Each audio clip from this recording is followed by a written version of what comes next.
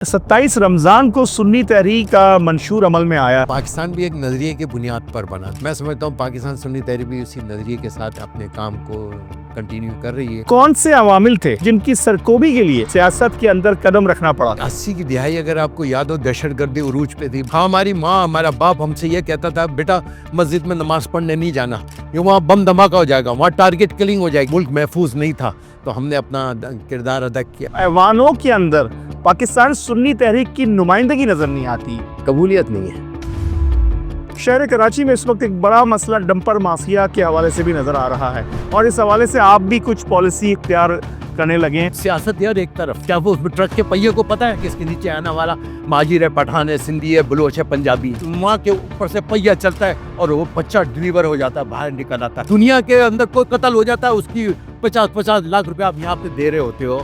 آپ مجھے بتاؤ، یہ کیڑے مکوڑے۔ فلسطین کی آزادی کے لیے آپ کا کیا موقف ہے؟ بالکل، اس پہ ہماری ریلیاں گواہ ہیں، ہمارے مظاہرے گواہ ہیں۔ ہم حکومت کی اجازت کے بغیر وہاں جا سکتے نہیں جا سکتے۔ یورپ ایک ہو جاتا ہے جب یورپ کا کوئی واقعہ ہو جاتا ہے، مسلم ایک کیوں نہیں ہوتا؟ شاہ فیصل کو کیوں قتل کیا گیا تھا؟ تیل بند کر دیا تھا ان کا۔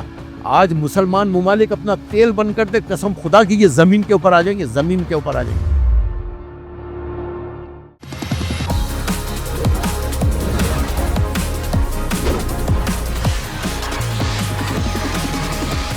بسم اللہ الرحمن الرحیم، السلام علیکم۔ پوڈ کاسٹ ایٹ 5 میں آپ کا ہوسٹ طلحہ انور حاضر خدمت ہے۔ آج کی اس نشست کے اندر ہمارے ساتھ موجود ہیں پاکستان سنی تحریک کے سربراہ محترم جناب ثروت اعجاز قادری صاحب، اور ان سے بات کریں گے ملک کی سیاست، سنی تحریک کی خدمات اور ان کی قیادت کی شہادت سے حوالے سے۔ تو آئیے ان سے گفتگو کا آغاز کرتے ہیں۔ السلام علیکم سر۔ وعلیکم السلام ورحمۃ اللہ وبرکاتہ۔ کیسے ہیں آپ؟ الحمدللہ، آپ خیریت سے؟ بہت شکریہ سر آپ کی آمد کا، آپ کی تشریف آوری کا، اور اس پروگرام میں ہماری زینت بننے کے لیے۔ سر، سب سے پہلے تو مجھے یہ بتائیے گا کہ موجودہ ملکی حالات اور تناظر میں سنی تحریک ایک پاکستان اور ملک کی سطح کی جماعت بننے کے لیے کس حد تک تیار اور توانا ہے؟ اعوذ باللہ من الشیطان الرجیم، بسم اللہ الرحمن الرحیم، صلی اللہ علی محمد۔ سب سے پہلے آپ کا، آپ کے چینل کا اور بالخصوص آپ کی پوری ٹیم کو مبارکباد، اور یہ خوبصورت ایک پروگرام آپ نے مینیج کیا، اچھے انداز سے کر رہے ہیں، اور میں سمجھتا ہوں کہ اس وقت کی ضرورت بھی ہے۔ جو ملک کے موجودہ صورتحال ہے، اس سینیریو میں آپ نے گفتگو فرمائی، اور انٹرو میں آپ نے تنظیم کے ہمارے قائدین کا ذکر کیا، ان کی قربانیوں کا ذکر کیا۔ میں سمجھتا ہوں کہ یہ بھی خوش آئند بات ہے کہ ہم ان لوگوں کو بھی یاد رکھیں جنہوں نے اس پاکستان کو بنانے میں، بنتے ہوئے، بچانے میں اپنی جان کے نذرانے پیش کیے۔ اور یقیناً پاکستان ایک اللہ تعالیٰ کی طرف سے ہمیں تحفہ ہے، جو کہ 27 رمضان کو 1990 میں ہمیں یہ پاکستان اور سنی تحریک دونوں ایک نظریے کی بنیاد پر اس کا وجود ہوا۔ سر، غالباً 1990 27 رمضان کو سنی تحریک کی قیادت اور سنی تحریک کا منشور عمل میں آیا، ذرا اس حوالے سے کچھ بیان کریں۔ بالکل بالکل، اور یہ سمجھ لیں دونوں، اگر دیکھیں پاکستان بھی ایک نظریے کی بنیاد پر بنا، دو قومی نظریہ پیش کیا اور اس کی بنیاد پہ یہ پاکستان بنا۔ میں سمجھتا ہوں پاکستان سنی تحریک بھی اسی نظریے کے ساتھ آج اپنے کام کو کنٹینیو کر رہی ہے، اور انشاءاللہ تعالیٰ پاکستان کے دفاع کے لیے، پاکستان کی ترقی کے لیے، پاکستان کی بقا کے لیے اپنا کردار ادا کرتے رہیں گے۔ اور یہی وجہ ہے کہ اس وقت ہم نے یہ سوچا کہ سیاست میں ایک بڑا ایک لیڈرشپ کا فقدان ہے، یعنی کہ آج سیاست یہ سمجھا جاتا ہے کہ لوٹ کھسوٹ کا نام ہے، کرپشن کا نام ہے، گند کا نام ہے، جھوٹ کا نام ہے، لیکن ہم یہ بتانا چاہتے ہیں کہ نہیں، سیاست پاکیزہ ہستی ہے۔ ہمارے خلفاء راشدین نے بھی کی، اور ہمارے بزرگوں نے بھی کی، ہمارے اسلاف نے بھی، ہمارے اکابرین نے بھی کی، لیکن جھوٹ سے پاک سیاست تھی، کرپشن سے پاک سیاست تھی۔ اور اس کا ہمارا اسی لیے سلوگن ہے، خدمت سب کے لیے، سیاست سب کے لیے، عبادت سب کے لیے۔ سیاست عبادت بھی ہے۔ اگر آپ قوم کی، اس ملک کی، اس ملت کی، جس کے لیے قوم آپ کو منتخب کرتی ہے، یہ قوم جو آپ کو اپنے مسائل کے لیے، اپنے تعلیم کے لیے، اچھی تعلیم کے لیے، اچھی صحت کے لیے آپ کو منتخب کرتی ہے، آپ نمائندے عوام کے، تو میں سمجھتا ہوں کہ افسوس کے ساتھ کہنا پڑتا ہے کہ قائد اعظم رحمۃ اللہ علیہ کے بعد ہمیں پاکستان میں کوئی ایسی قیادت نہیں ملی جس نے اس ملک کی ترقی کے لیے، اس ملک کی بقا اور سلامتی کے لیے کوئی کردار ادا کیا۔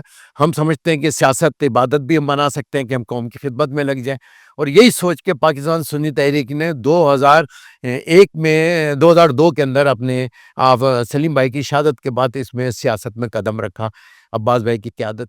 یعنی کہ باقاعدہ طور پہ سنی تحریک اپنے انتخابی نشان لین کے ساتھ انتخابی سیاست میں، عملی سیاست میں داخل ہو گئی. جی، کیونکہ ہمارے منشور میں پہلے یہ تھا کہ تحفظ ناموس رسالت، تحفظ ناموس صحابہ، تحفظ ناموس اہل بیت، اور تحفظ نظریہ پاکستان، اور یہ تحفظ مزارات اولیاء. سر یہ بتائیں وہ کون سے عوامل تھے جن کو بنیاد بنا کے اور جن کی سرکوبی کے لیے آپ کو سنی تحریک کے پلیٹ فارم سے عالمی سیاست کے اندر قدم رکھنا پڑا؟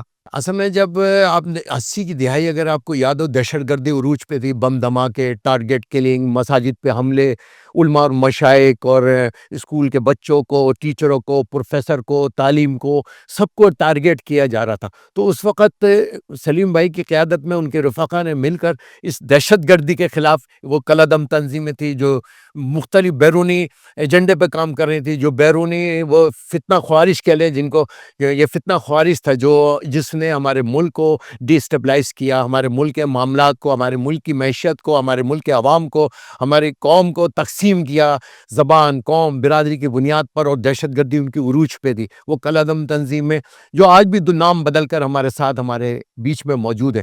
ہاں، ہماری ماں، ہمارا باپ ہم سے یہ کہتا تھا، بیٹا مسجد میں نماز پڑھنے نہیں جانا، کہ وہاں بم دھماکہ ہو جائے گا، وہاں ٹارگٹ کلنگ ہو جائے گی. اور وہی دیکھا آپ نے، پھر قواریت کو ہوا دی گئی، اور اس وقت میں میرے قائد محترم محمد سلیم قادری شہید رحمۃ اللہ علیہ اپنے رفقا کے ساتھ کھڑے ہوئے، اور اس دفاع کے طور پہ اس پاکستان کے لیے، علماء کے، مشائق کے لیے، مساجد کے لیے. اور وہ ایک نعرہ بھی لگتا تھا، جوانیاں لٹائیں گے، مسجدیں بچائیں گے. ہم یہ کہتے تھے کہ آپ باہر سے آئے، باہر سے اسلحہ آ رہا تھا، کلاشنیں آ رہی تھی، ہیروئن آ رہی تھی، اور یہ سب چیزیں ہو رہی تھیں. وہ مجھے اور آپ کو سب کو پتا تھا، ہمارے اداروں کو بھی پتا تھا. اور آپ نے دیکھا کہ اس دور میں، فتنہ خوارش کے اس دور کے اندر، اس وقت 80 کی دہائی کی بات کر رہا ہوں یہ، تو پھر یہ 90 میں بنا جب دہشت گردی بہت عروج کے اوپر تھی اور ملک محفوظ نہیں تھا، تو ہم نے اپنا کردار ادا کیا. اس لیے کردار ادا کیا کہ ہمارے اکابرین وہ تھے جنہوں نے، ہمارے آباء و اجداد وہ تھے جنہوں نے پاکستان بنتے ہوئے جنازے دیکھے تھے. ہمارے آباء و اجداد وہ تھے جو ہماری بہنیں اپنی جانیں، اپنی عزتیں بچانے کے لیے وہ کنوؤں میں چھلانگیں لگاتی تھی. ہم وہ لوگوں کے اولادیں ہیں جنہوں نے اس ملک کو قربانی اپنے خون سے اس کو تناور درخت بنایا ہے. اس ملک کی ترقی کے اندر ہمارے بزرگوں کا ایک بہت بڑا کردار ہے. اور میں سمجھتا ہوں کہ ہم وہ کردار ادا کرتے رہیں گے. اگر جنہوں نے خوبصورت پاکستان نعمت کی صورت میں اللہ تعالیٰ نے ہمیں رمضان شریف میں عطا کیا ہے، تو جنہوں کے اس پاکستان کو میں نے اور آپ نے مل کر بچانا ہے، کہ میرا اور آپ کا پاکستان ہے. آج ہم ایک اچھے انسان کی ضرورت ہے، ایک اچھے مسلمان، ایک اچھے پاکستانی بن کر ہم اس ملک کو بچانے کے لیے اپنا کردار ادا. سر سنی تحریک بھی دیکھا جائے تو مسلک کی سیاست کرتی ہے، تو پھر آپ دوسری سیاسی جماعتوں سے مختلف کیسے ہوئے؟ بالکل صحیح کہا. ہم نے آپ کو کہا کہ دھماکے، دہشت گردی، قبضے کب ہو رہے تھے؟ 80 کی دہائی میں. پاکستان سنی تحریک بھری ہے 1990 کے اندر. 10 سال دہشت گردی برداشت کی ہے، 10 سال جنازے لاشیں اٹھائی ہیں، 10 سال پاکستان کے علماء اور مشائقوں کو قتل کیا گیا، پیروں کے سامنے ان کے مریدوں کو قتل کیا گیا. یہ آج کی نہیں تھی. 10 سال صبر کیا، 10 سال کے. اب کچھ ہو، اب ان کے خلاف بند باندھا جائے. لیکن ہم ان سے آئینی ہاتھ سے نہیں نمٹ سکے، ہم ان سے نہیں ہوا. اور ہم نے دیکھا، ہم نے قوم کر کے اپنے اداروں کے ساتھ مل کر کھڑے ہوئے. ہم نے ان کے کہا انہوں نے آپریشن لانچ کیا تو ہم نے اس کو سپورٹ کیا. اگر فتوے کی بات ہوئی تو ہمارے بزرگوں نے فتویٰ جاری کیا کہ نہیں، یہ سورہ معاہدہ آیت نمبر 33 میں ہے کہ اگر کسی کے ہاتھ میں اسلحہ نہیں ہے آپ اس کو قتل نہیں کر سکتے. اگر کسی بچے کو، بوڑھے کو، عورت کو بھی، ہر جنگ کے بھی اصول تھے. آج ہم ان اصولوں کے ساتھ کھڑے ہوئے. آپ مجھے بتائیے گا کوئی دہشت گردی میں، کسی بم دھماکے میں، کسی قبضے کے اندر کہیں آپ کو پاکستان سنی تحریک کا نام نظر آتا ہو؟ کہیں آپ کو اہل سنت کے مدرسوں کا نام نظر آتا ہو؟ دہشت گردی میں آپ مدرسوں کی لسٹیں اٹھا کے دیکھ لیجیے گا. اگر کہیں آپ کو نظر آئے تو آپ مجھے بتائیے گا. مشرف دور میں آپ بھی ان کی طرف سے جاری کردہ واچ لسٹ میں شامل تھے؟ وہ تھی. وہ اس لیے کہ ہم تو دفاع میں کھڑے ہوئے تھے. ہمارے پاس چارج نہیں تھا، ہمارے پاس کوئی چیزیں نہیں تھی، لیکن جسٹ ان کو، آپ کو پتہ ہے، لیول کرنے کے لیے بھی چیزوں کو کام، بہت سارے کام لیول کرنے کے لیے بھی کیے جاتے ہیں. یہ نہ ہو کل آپ ساری ایک طرف سے تھا نا، ایک ون سائیڈڈ تھا. تو جب وہ کچھ کرنا تھا تو یقیناً ایک ایکشن کرنا تھا. لیکن الحمدللہ ثم الحمدللہ اللہ تعالیٰ کا کرم تھا. اور حضور کا صدقہ تھا، اور ہمارے بزرگوں کی تربیت کا حصہ تھا، ان کی قربانیوں کا حصہ تھا کہ الحمدللہ انہوں نے ہمیں ان تمام چیزوں سے آزاد کیا اور ہمیں بتایا کہ نہیں، یہ لوگ مخلص ہیں، پاکستانی ہیں، سچے ہیں، اور ان کا اس دہشت گردی سے دور دور تک کوئی تعلق نہیں ہے۔ سر یہ بتائیں کہ سنی تحریک اپنے آغاز سے لے کے اب تک دراصل الزامات کا ہی شکار رہی ہے، ان الزامات کے زد میں آ کے وہ اپنی سیاسی روش کو کیسے برقرار رکھتی ہے، اور ان الزامات کی وجہ کیا ہے جو اتنی تواتر سے آپ پہ لگتے آئے؟ اس میں بہت سارے عوامل ہیں۔ اس میں سب سے پہلا عوامل تو ایک حسد کا عوامل اس میں ایک شامل ہے۔ ہم امن چاہتے ہیں، محبت چاہتے ہیں، رواداری برداشت چاہتے ہیں، تو ورنہ ہم اپنے قیادت کی قربانی کیوں دیتے؟ اگر ہم نہ ہوتے تو نشتہ پار کے تیسرے جنازے کیوں اٹھاتے؟ اگر ہم نہ امن کی بات کرتے اور ہم دہشت گردی کے سامنے بند نہ مانتے، اپنے سینے سپر نہیں کرتے، سینہ چوڑا نہیں کرتے، ان کے آگے کھڑے نہ ہوتے، تو آپ یہ مجھے بتائیں، ایمانداری سے بتائیں کہ آج جو دہشت گردی کی روک تھام میں ہم نے جو کردار ادا کیا ہے وہ پاکستان کے اندر ایک مثال ہے۔ آپ مجھے بتائیں کتنے قیادتیں ہیں جنہوں نے قربانیاں پیش کی ہیں اس پاکستان کے لیے۔ میں یہ سمجھتا ہوں کہ ہمارے اکابرین کی تربیت تھی کہ ہم نے اس دہشت گردی کے خلاف بند مانا، اور یقیناً چیزیں ایسی ہوتی ہیں جب ایسے حالات ہوتے ہیں، جب ماحول شہر کراچی کا آپ نے دیکھا تھا کتنا نفسا نفسی کا عالم تھا، دہشت گردی عروج پہ تھی، اور اس میں ایک خالی ہمیں مذہبی دہشت گردی نہیں تھی، ہمیں سیاسی دہشت گردی کا بھی سامنا کرنا پڑا جب 2002 میں ہم نے سیاست کا اعلان کیا بعض بھائی نے، اور ہم نے بلدیات کے الیکشن کے اندر گئے، اور خدمات آپ کے ہاں سامنے ہے، اگر آج بھی آپ اس وقت کی یہ اٹھائیں، یعنی کہ جب اس بلدیات کے الیکشن ہوئے تھے تو اس کے اندر تیسری پوزیشن پہ ہم لوگ تھے اس وقت، پاکستان سنی تحریک۔ یقیناً لوگ پسند کرتے ہیں، لوگ سب کچھ ہوتے ہیں، لیکن بعض لوگوں کو امن پسند نہیں ہے، تو اس میں خالی یہ نہیں ہے جب آپ کسی پہ اپنا نقطہ نظر کو امبوز کریں گے۔ لڑائی کب شروع ہوتی ہے؟ جب آپ اپنا نقطہ نظر کسی کو امبوز کریں گے۔ ایک طریقہ ہے سمجھانے کا، ایک طریقہ ہے بات کرنے کا، ایک طریقہ ہے ٹبل کا، لیکن اگر آپ ان تینوں چیزوں کو چھوڑ کر آپ اب طاقت کے دور پہ، اسلحے کے دور پہ اگر آپ اپنی بدماشی اور اپنی دہشت گردی سے آپ ہم پر روک کرنا چاہیں گے تو ایسا پاسبل کوئی بھی نہیں ہے۔ ہم بھی ظاہر بات ہے، ہم یہ سمجھتے تھے کہ ہم پاکستان کی جنگ لڑ رہے ہیں، ہم سمجھتے تھے ہم پاکستان کے دفاع کی جنگ لڑ رہے ہیں، ہم سمجھتے تھے ہم اسلام کے دشمنوں کے خلاف جنگ لڑ رہے ہیں۔ جب اسلام دشمنی اور پاکستان دشمنی، آئین دشمنی، پاکستان کے نظریے کے خلاف گفتگو کرنے والے، پاکستان کے جھنڈے جلانے والے، پاکستان کے خلاف آوازیں بلند کرنے والے، پاکستان مرد آباد کہنے والے، پاکستان کی 14 اگست کو نہ ماننے والے، ہم ان کے خلاف کھڑے ہوئے تھے۔ اگر یہ جہاد ہم نے کیا تھا کہ ہم نے کہا تھا ان لوگوں کو جو نہیں، ہم نے کہا آپ لوگ چلے جاؤ یہاں سے، اگر یہ پاکستان نہیں پسند، اگر پاکستان میں رہنا پسند نہیں، پاکستان میں رہنا ہوگا تو پاکستان کے آئین کو ماننا ہوگا، اگر پاکستان میں رہنا ہوگا پاکستان کے اداروں کا احترام ادب کرنا ہوگا، ہمیں مل کر یہ جدوجہد کو کام کر، یہ ہمارا مشن تھا، یہ ہمارا نظریہ تھا، یہ ہمارا مقصد تھا جو ہمارے قائد نے ہمیں عطا فرمایا۔ اگر اس کے لیے ہمارے 10,000 قیادت بھی ہمیں قربان پڑے گی، اگر ہمیں اپنی جان بھی قربانی دینی پڑے تو انشاءاللہ اللہ دریغ نہیں کریں گے۔ ہمارے آباء و اجداد نے نہیں دریغ کیا تھا، شہادت ہماری تمنا ہے، شہادت ہمارے ایمان کا حصہ ہے، شہادت ہمارے منزل ہے، اور ہم اپنی منزل سے کبھی بھی پیچھے نہیں ہٹیں گے، نام کسی سے کوئی کمپرومائز کریں گے۔ ہم آپ سے یہ پوچھنا چاہیں گے کہ اپنی پیشہ ورانہ زندگی اور علمی زندگی جو کہ آپ نے اپنی سیاست سے قبل اختیار کر رکھی تھی، اس کے متعلق کچھ بتائیے۔ یقیناً میری ابتدائی تعلیم ٹیکنیکل ہائی اسکول سے جیکب لائن سے حاصل کی، اور وہ سب سے بیسٹ اسکول تھا کراچی کا۔ اس کے بعد پھر گورنمنٹ کالج آف ٹیکنالوجی سے ایسوسیٹ انجینئرنگ کی، اس کے بعد کراچی یونیورسٹی سے گریجویشن کیا، اس کے بعد بیلا انجینئرنگ میں 2 سال کی ٹریننگ کی پاکستان آٹو موبائل کارپوریشن کی طرف، پیکو کی طرف سے۔ اس کے بعد بھی جاپان 2 دفعہ اسکالرشپ پر گئے، اور اس کے بعد 17 سال اس جیپنیز قوم کے ساتھ کام کیا۔ 2006 میں آفٹر نشتر پارک کے دھماکے بعد اس منصب پر اپنے دوستوں اور محبت کرنے والوں کی محبت کے اور اپنے قائدین سے وفاداری کے لیے، کہتے ہیں وفاداری کہنے سے نہیں ہوتی، وفاداری نبھانی پڑتی ہے، اور میں سمجھتا ہوں کہ اپنے شہداء کے مشن کے ساتھ، ان کے نظریے کے ساتھ آج بھی کھڑے ہیں، اور آئندہ بھی انشاءاللہ اسی طرح کھڑ کے کام کر رہے ہیں۔ سر، پاکستان سنی تحریک فلاحی خدمات میں بھی ہمیں ایکٹیو نظر آتی ہے، آپ کے سوشل میڈیا اکاؤنٹ سے بھی اکثر اس کا پرچار کیا جاتا ہے، ذرا ان شعبہ جات پر بھی روشنی ڈال دیجئے جو سنی تحریک فلاحی خدمات کے حوالے سے سر انجام دیتی ہے۔ ایک کے تحت ہم نے سلیم بھائی نے اس کی بنیاد رکھی تھی، اہل سنت کمیٹی تھی اس وقت، پھر اس کو کنورٹ ہو کے فاؤنڈیشن بن گئی تھی۔ تو سلیم بھائی نے جو بنیاد رکھی تھی، جس کے تحت بلدیہ میں ایک اسپتال بھی بنایا اور ایک مدرسہ، ایک مسجد بھی، رضا احمد رضا کے نام سے مسجد بھی بنایا۔ اسی طرح پورے پاکستان میں، کراچی سے لے کے آپ کشمیر تک چلے جائیں، جب کشمیر کا زلزلہ تھا تو وہاں کے لوگ جو ٹھنڈ سے، مطلب ٹھنڈ بہت تھی نا، تو ہاتھ اگر آپ گلف سے نکالتے تھے تو وہ ہاتھ نا گلتے تھے، مطلب وہ لاس ہو رہا تھا۔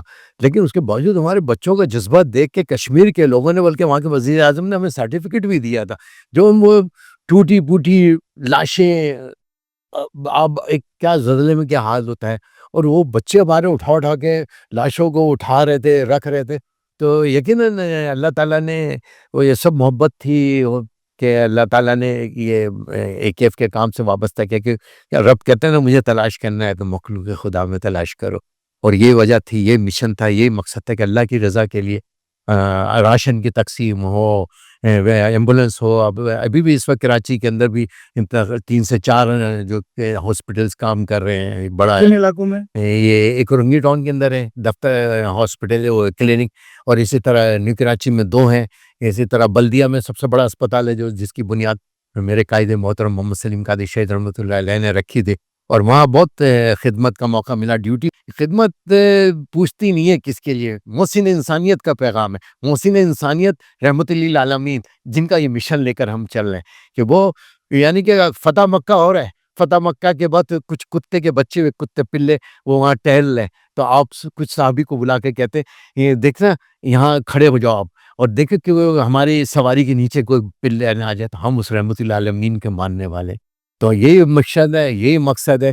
ہم راشن بانٹتے ہوئے یہ نہیں سوچ رہے تھے، ہم کھانا بانٹتے ہوئے یہ نہیں سوچتے، کشمیر میں جا کے ہم یہ نہیں پوچھ رہے تھے کہ آپ کہاں ہیں، کس برادری سے، کس قوم سے۔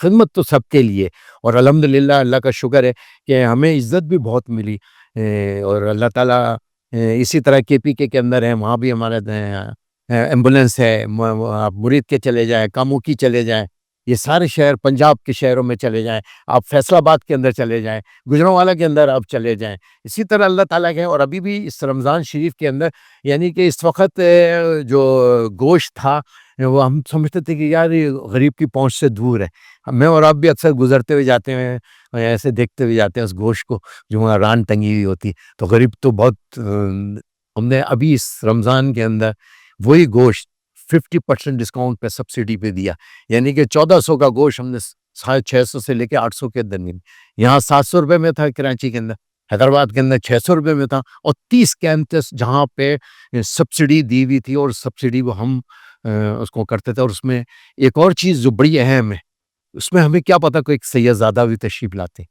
تو اس سید زادے کے لیے الگ ایک سسٹم تھا، مطلب اس میں زکوٰۃ خیرات سے نہیں تھا یہ۔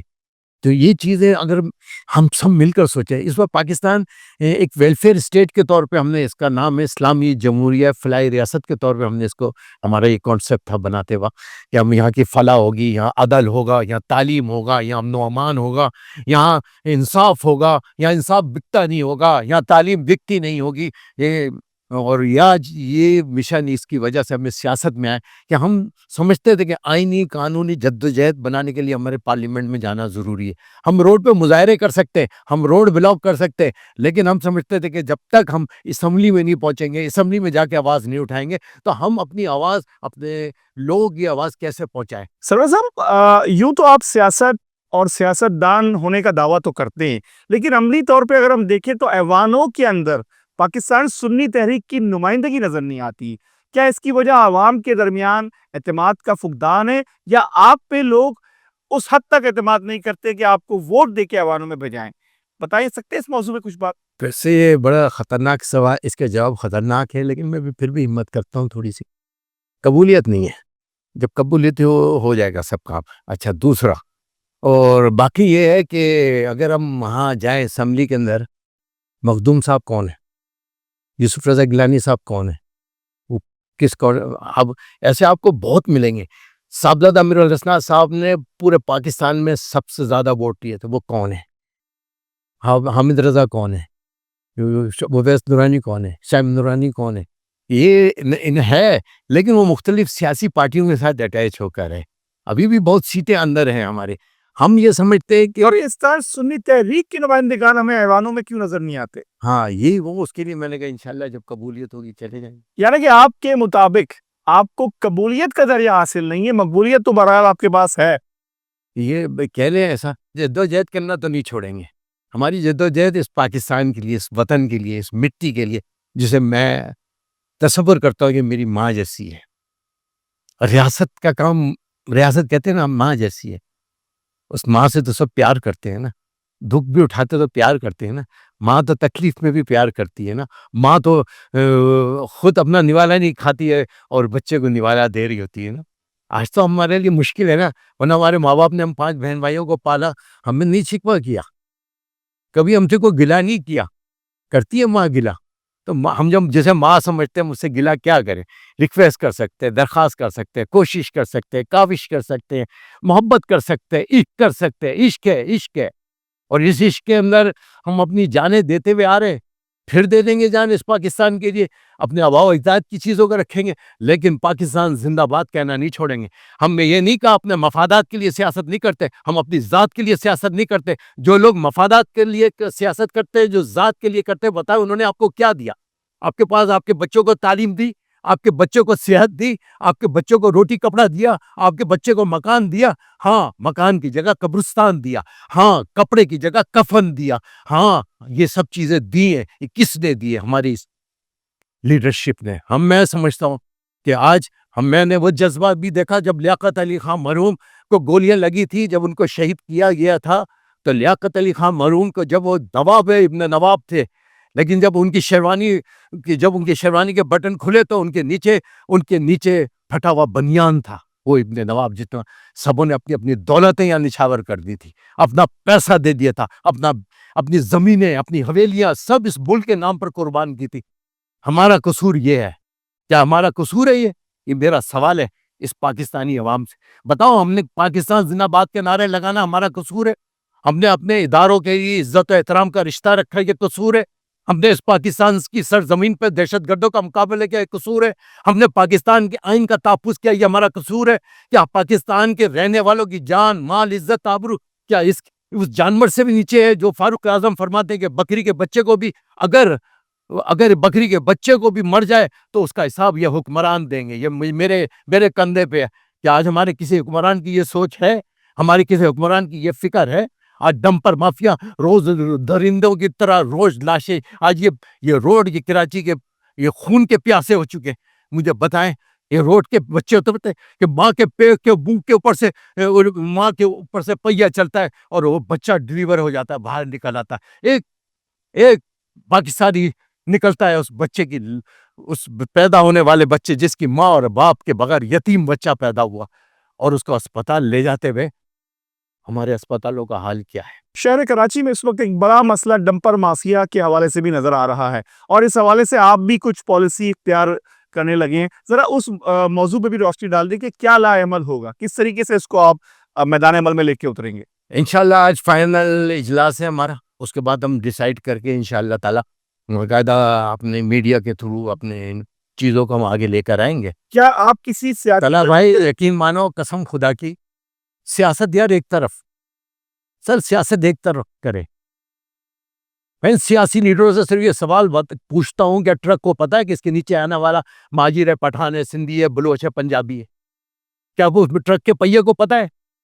ٹرک کے ڈرائیور کو پتا ہے جو نشے کے اندر دھت، جس کو پتا ہے میرے 4 دن بعد میری ضمانت ہو جائے گی؟ میرے لیڈروں کے پاس اتنا ٹائم نہیں ہے، میری تنخواہ بڑھانے کے لیے اتنا ٹائم ہے کہ رات کی تنہائی کے رات بھر کے اندر نوٹیفیکیشن ہو جاتا ہے کہ 2 لاکھ سے آپ کی 5 لاکھ روپے تنخواہ ہو گئی. اس غریب کے لیے کچھ بھی نہیں ہے، اس عوام کے لیے کچھ بھی نہیں ہے. آپ کے پاس اس کے لیے تعزیت کرنے کے لیے آپ کے پاس ٹائم نہیں ہے. آپ کے پاس دنیا کے اندر کوئی قتل ہو جاتا ہے، اس کی 50 لاکھ روپے آپ یہاں پہ دے رہے ہوتے ہو. آپ مجھے بتاؤ، یہ کیڑے مکوڑے ہیں؟ یہ پاکستانی نہیں ہے، یہ مسلمان نہیں ہے، یہ انسان نہیں ہے جن کے پاس آپ کے پاس ٹائم نہیں ہے، جن کو پوچھنے کے لیے آپ کے پاس. کیا سنی تحریک کراچی کے مسائل کے حل کے لیے مشترکہ سیاسی جدوجہد پہ یقین رکھتی ہے؟ کیا آپ اور دیگر سیاسی جماعتیں مل کے کوئی ایسا پلیٹ فارم تشکیل دینے لگے ہیں کہ جس سے شہر کے مسائل بآسانی حل ہو سکیں گے، عوام کو کوئی ریلیف مل سکے گا؟ بالکل ہم ہر ایشو کے اوپر ہم سمجھتے ہیں جو پازیٹیو مثبت سوچ کے ساتھ مثبت فکر کے ساتھ جو بھی کام کرے گا ہم اس کے ساتھ کھڑے ہوں گے، اس شہر کے لیے، اس ملک کے لیے، اس وطن کے لیے، اس پاکستان کے لیے، یہ اس ماں کے لیے۔ سر آپ سے میں پوچھنا چاہوں گا کہ پاکستان سنی تحریک جو کہ اس وقت ملکی سطح کی سیاست میں ہونے کا دعویٰ بھی کرتی ہے اور ساتھ ہی ساتھ فلاحی خدمات پر بھی یقین رکھتی ہے، کیا آپ ان الزامات کی تردید کرنا چاہیں گے جو ماضی میں آپ پہ پرتشدد کارروائیوں کے حوالے سے تھے؟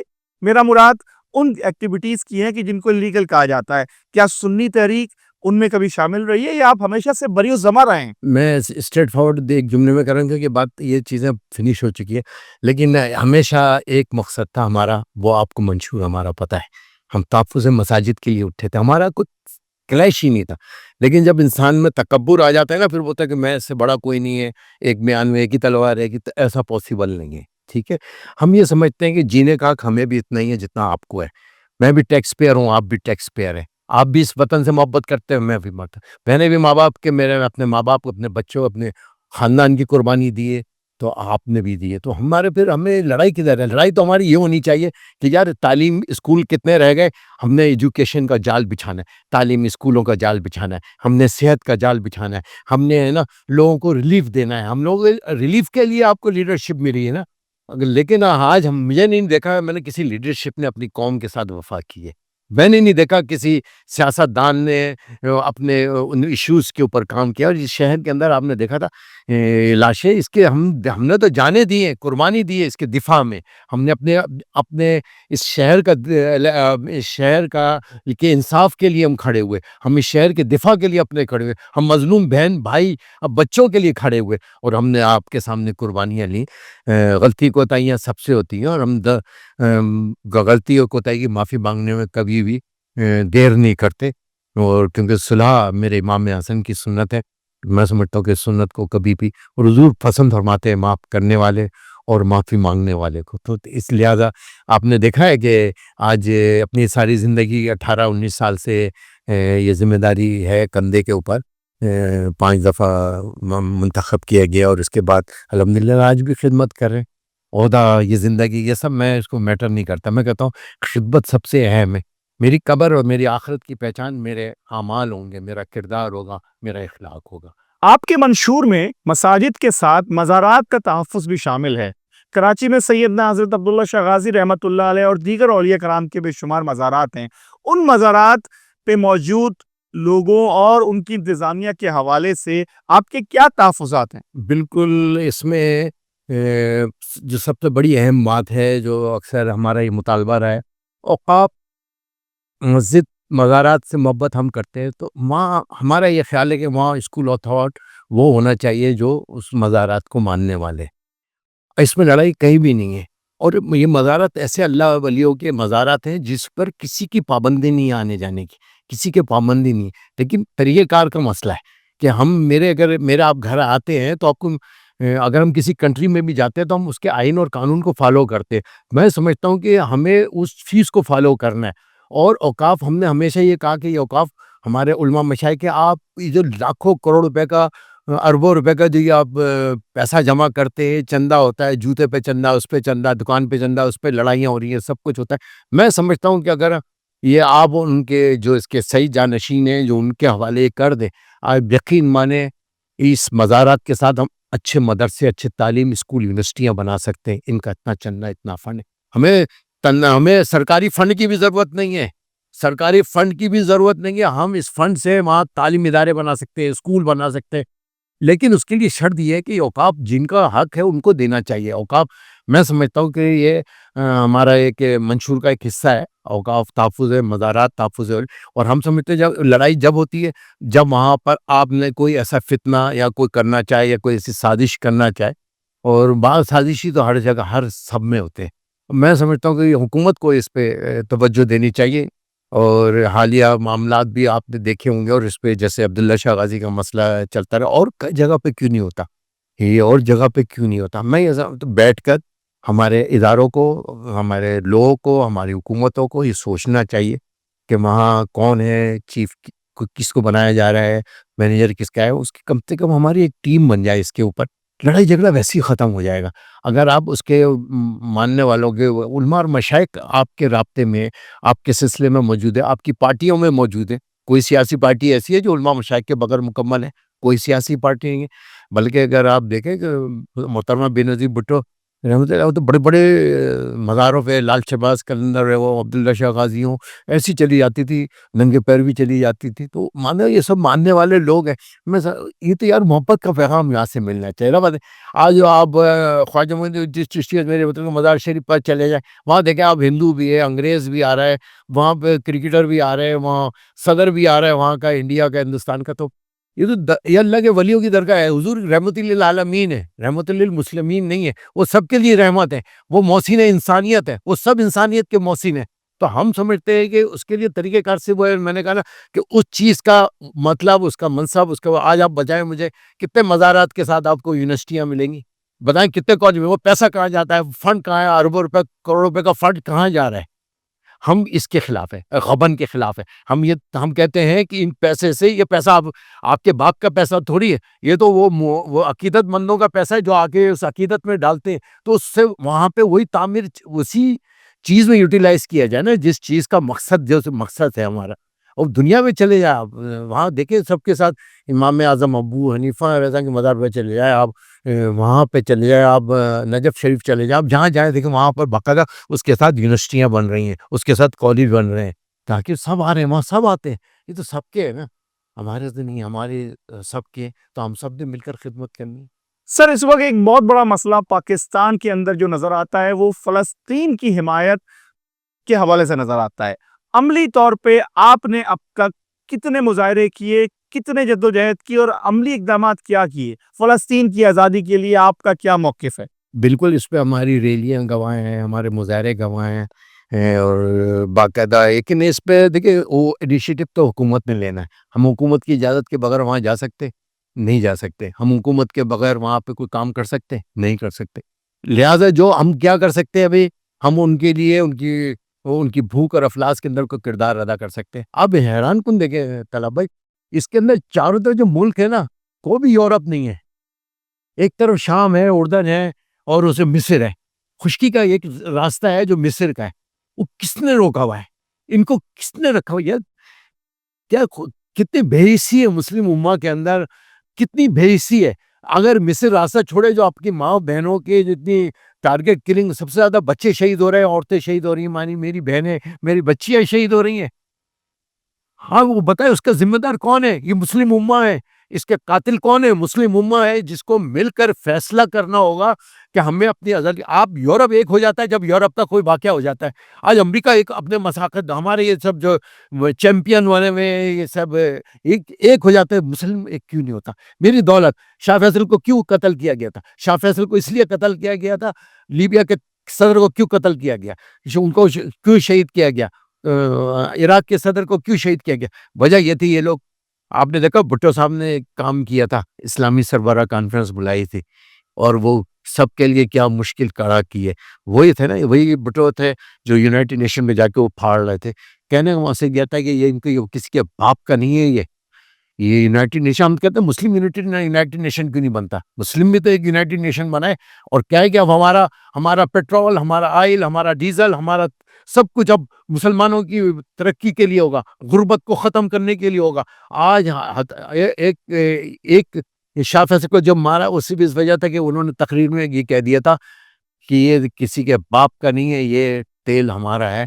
اگر ہمارا تیل استعمال نہیں کرو گے تمہارے جہاز نہیں اڑ سکتے، ہمارا تیل استعمال نہیں کرو گے تمہاری فیکٹریاں نہیں چل سکتی، جس سے تم مسلمانوں کا قتل عام کر رہے ہو، مسلمانوں کو قتل کرتے پھر رہے ہو. جس مسلمان جہاں آپ دیکھو، شام جاؤ، یمن جائے، اردن جائے، آپ عراق چلے جائیں، آپ دیکھیں کہاں آپس میں لڑائی. آج وہاں کے لوگ سنبھل گئے نا، انہوں نے بولا ہمیں لڑایا جا رہا ہے، ہمارے ساتھ یہ زیادتی ہو رہی ہے. آپ شام میں کوئی مسئلہ ہو یا عراق میں مسئلہ ہو یا کہیں بھی کوئی مسئلہ ہوتا ہے، ترکی کا کوئی مسئلہ ہوتا ہے، آپ دیکھیں ایک طرف امریکہ کھڑا ہوتا ہے، ایک طرف رشیا کھڑا ہوتا ہے. اب آپ نیچے یہ دیکھو کہ ان کے باپ کو، ان کو کوئی اسلام سے پیار ہے کیا؟ ان کے باپ کو کیا مسلمانوں سے پیار ہے؟ بم گرا رہے ہیں تو نیچے جا کون رہا ہے؟ یہ بتائے مجھے. رشین جا رہا ہے، امریکن جا رہا ہے، یورپین جا رہا ہے؟ نہیں، ایک مسلمان جا رہا ہے. یار خدا را ہمارے آنکھیں کھولیں. شاہ فیصل جیسا اس نے ایک انیشیٹو لیا تھا کہ تیل بند کر دیا تھا ان کا. آج مسلمان ممالک اپنا تیل بند کر دے, قسم خدا کی یہ زمین کے اوپر آ جائیں گے, زمین کے اوپر آ جائیں گے. سر پاکستان سنی تحریک اگلے جنرل الیکشنز کے لیے کتنی تیار ہے؟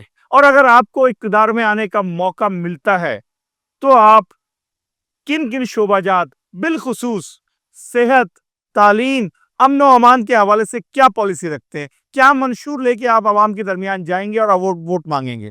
دیکھیں سب سے اہم چیز جو ہے نا, جو کمی ہے ہمارے پاکستان کے اندر, وہ ہے امن و امان کی. اور اس کے بعد امن و امان ہوگا تو دوسرے نمبر پہ جو ہمیں ہمارے ٹاپ پرائرٹی میں ہونا چاہیے, ہو سکتا ہے سب کے منشور میں ہو, تو وہ تعلیم, ایجوکیشن. اسی لیے ہمارے جو منشور میں ہم کہتے ہیں امن و امان, عدل, تعلیم, امن و امان. عدل, تعلیم, امن و امان, یہ تین چیزیں سب سے اہم ہیں. عدل, انصاف ہوگا, قانون بکتا نہیں ہوگا, تو انشاءاللہ جب انصاف ملے گا تو امن آ جائے گا.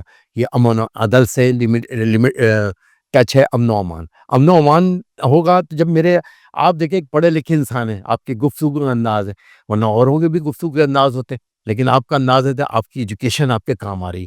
ایجوکیشن انسان کی پرسنالٹی کو بناتی ہے. جب جاپان کے اندر ہیروشیما ناکاساکی ہوا تو ہیروشیما ناکاساکی کے بعد انہوں نے بارود نہیں استعمال کیا, انہوں نے اسلحہ نہیں دیا, اپنے بچوں کے ہاتھ میں قلم دیا, اور قلم دے کے ان بچوں کو جنہوں نے بم گرایا تھا اسی ملک کے اندر تعلیم کے لیے بھیجا. آج دنیا کے اندر آپ دیکھیں, میڈ ان جاپان, آپ الیکٹرانکس کے اندر آ جائیں, کسی ٹیکنالوجی کے اندر آ جائے, ایجوکیشن میں آ جائے, تعلیم میں آ جائے, صحت میں آ جائے, وہاں دیکھیں آپ ہر چیز نمبر 1 ہے. ایک بات. اور دوسری بات یہ, ہم دیکھیں نا, اب ہم کتنے حج کر رہے ہیں, عمرے ہوتے نمبر 1 ہوتے ہیں, لیکن آپ حج عمرے میں نمبر 1 ہے اور کرپشن میں 160 پہ آتے ہیں ہم, تو آپ اندازہ لگائیں ہمارا. اور ایک اور بات طلبائی بڑی میں نے اسٹڈی کی, اس میں دیکھا کہ دنیا میں ایمانداری میں نمبر 1 ملک کون سا ہے؟ غیر مسلم ہوگا کوئی؟ ٹوکیو. میں 17 سال رہا ہوں سر ان کے. آپ یقین مانیں کہ رول آف لا کا ایسا ہے, کوئی پولیس والا نہیں کھڑا, کوئی کسی کا منہ نہیں سونگ رہا, کوئی کسی کا نکاح نامہ چیک نہیں کر رہا. یہ آپ کی ذمہ داریاں نہیں ہے, یہ آپ کے لیے نہیں ہے.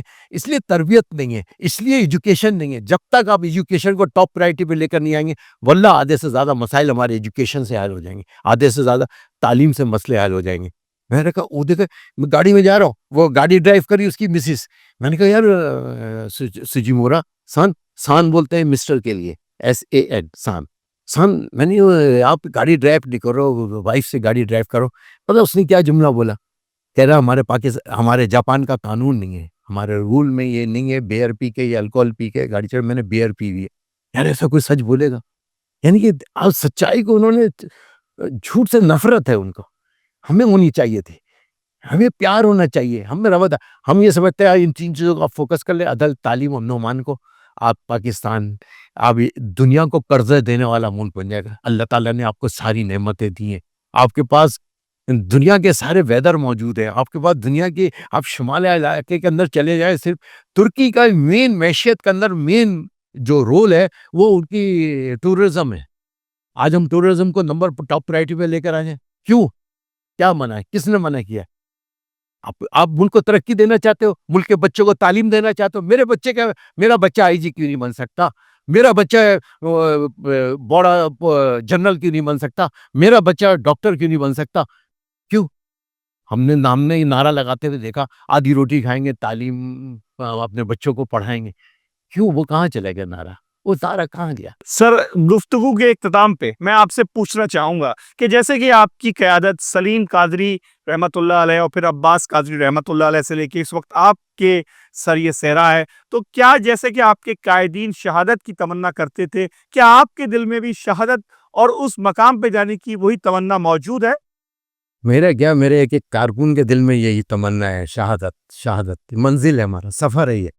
اور یہی وجہ ہے کہ ہم وداؤٹ کسی کنٹری کے سپورٹ کے, کسی چیز کے, ہم اپنی ذات کے لیے نہیں, اپنے مفادات کے لیے نہیں, صرف ہمیں پیار ہے اپنے وطن سے, ہمیں پیار ہے دین اسلام سے, محبت, عشق و محبت بانٹتے.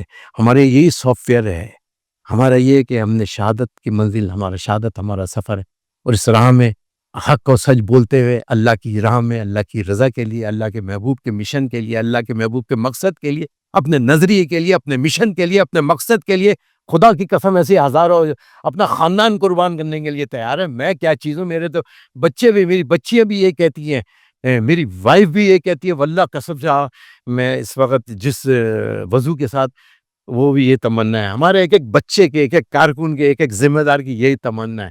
اور یہی منزل ہے ہمارے، یہی آخرت ہمارا سفر ہے. قبر حقیقت ہے، قبر میں کوئی کفن نہیں ہے، کوئی لاکر نہیں ہے. سوچو ان سب لوگوں کے لیے یہ پیغام ہے کہ بڑے بڑے فرعون دب گئے ہیں، فرعون، بڑے بڑے فرعون. ہم نے شہر میں بھی دیکھا بڑے بڑے فرعونوں کو آج زمین پہ لیٹے ہوئے، اور ہم نے اس وقت بھی دیکھا تھا. آج ہم موجود ہیں، ہم موجود ہیں، اپنے وجود کے ساتھ موجود ہے، اپنی تنظیم کے ساتھ موجود ہے، اپنے نظریے کے ساتھ موجود ہے، اپنے مشن کے ساتھ موجود ہے، اپنے مقصد کے ساتھ موجود ہے. اور اللہ تعالیٰ ہمیں اسی مقصد، اسی نظریے، اسی مشن کے ساتھ شہادت کی موت نصیب فرمائے. محترم جناب سرور اعجاز قادری صاحب نے بے حد مفید گفتگو کی. یہ گفتگو آپ کو کیسی لگی، اس کے متعلق ہمیں ضرور بتائیے گا. ہم آپ کے بے حد شکر گزار ہیں کہ آج کی نشست میں آپ ہمارے ساتھ تشریف لائے، اپنے قیمتی وقت میں سے وقت نکال کے ہمارے ساتھ آپ نے اپنا تاثرات ہمارے ساتھ قلم بند کرائے. اور ہم امید کریں گے کہ ہمارے اس پروگرام کے متعلق اپنے فیڈ بیک، اپنے آراء سے ہماری آفیشیل ویب سائٹ، ہمارے یوٹیوب اکاؤنٹ podcast@5 پہ ہمیں ضرور مطلع کیجیے گا. اپنا بے حد خیال رکھیے گا، اس یقین کے ساتھ کہ پاکستان کی عزت و ناموس کے لیے ہمیشہ یکجا رہیں، متحد رہیں، اور زندہ رہیں تو صرف ملک کے لیے، اور سوچیں تو صرف پاکستان کے لیے. اللہ حافظ.